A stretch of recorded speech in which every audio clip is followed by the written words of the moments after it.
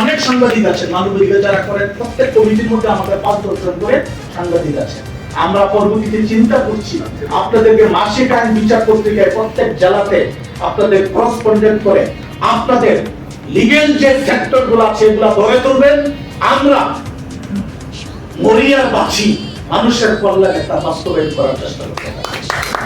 এই জন্য আমাদের যাত্রা শুরু। আমরা কাউকে সমালোচনা সহজে করবো না। আমরা সত্যিকারই আগে নিজে ভালো হই, পরিবর্তন হই, নিজ থেকে নিজের পরিবার, নিজের বউ বাচ্চা, নিজের বাসায় যে হেল্প হ্যান্ড কাজের লোকটা থাকে তার মানবাধিকার রক্ষায় কত নিজ থেকে শুরু করি।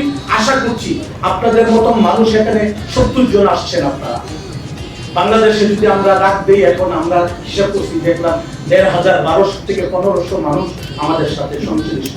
আমাদের এত লোক দরকার নাই, শফিক ভাই বলেছেন যে আমরা শুধু সারা বাংলাদেশ থেকে 5 জন করে প্রত্যেকটা জেলাতে যদি আমরা এক করি, 150-200 লোক যদি আমরা বিভাগ থেকে টেনে নিয়ে আসি, আর ওই লোকগুলা যদি প্রকৃতপক্ষে কলম চালানো জানেন। এই যে আমার স্যার যে কথাটা কিছুক্ষণ আগে বলেছেন, এখানে অনেক গোয়েন্দা সংস্থা করতে আমার সাথে কথা হচ্ছে, সবাই কিন্তু এখানে আছেন, এনএসআই, ডিজিএফআই, এসবিএস, প্রশাসন সবাই আছেন এখানে। আমরা বিভিন্ন সেক্টরের লোকজন এখানে আছেন।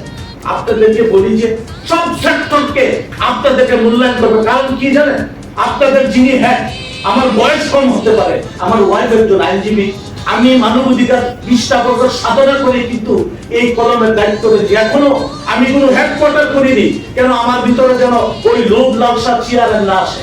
বিশ্বাস করেন, যদি আমি হেডকোয়ার্টার চালাইতাম তাহলে আপনাদের কাছে চাঁদা নিতে হতো। আপনারা এখানে হলফ করে বলতে পারেন কোন জেলা, কোন বিভাগ কোনদিন আমি একটি প্রোগ্রামের জন্য 5000 টাকা সহযোগিতার জন্য আমি দিই।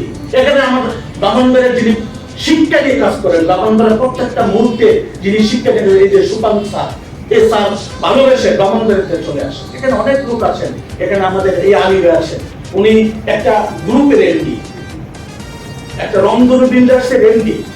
উনি আমাকে প্রায় বলে, আপনি কোনো কিছু চান না, তো আমি তো চাওয়ার মালিক আল্লাহর কাছে চাই, আর আপনার যদি কোনো বিবেক হয় তখন একটা হেডকোয়ার্টার বানিয়ে দিয়ে আর কি চাই, ঠিক আছে?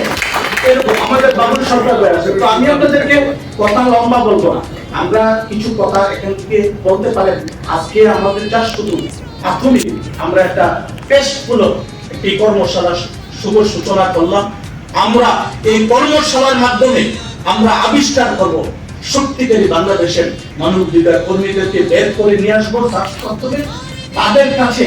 আমরা তখন কেন্দ্রের এবং আপনারা মিলে মিশে বাংলাদেশের কোন কোন জায়গায় কি কি সমস্যাগুলোতে শক্ত পারবো না, 2-4-5টা সেক্টরে যেন আমরা সত্যিকারী মানুষের অধিকার এবং অন্যায়ের প্রতিবাদ করে মানবাধিকারকে, সুশাসনকে বাস্তবায়িত করতে পারি।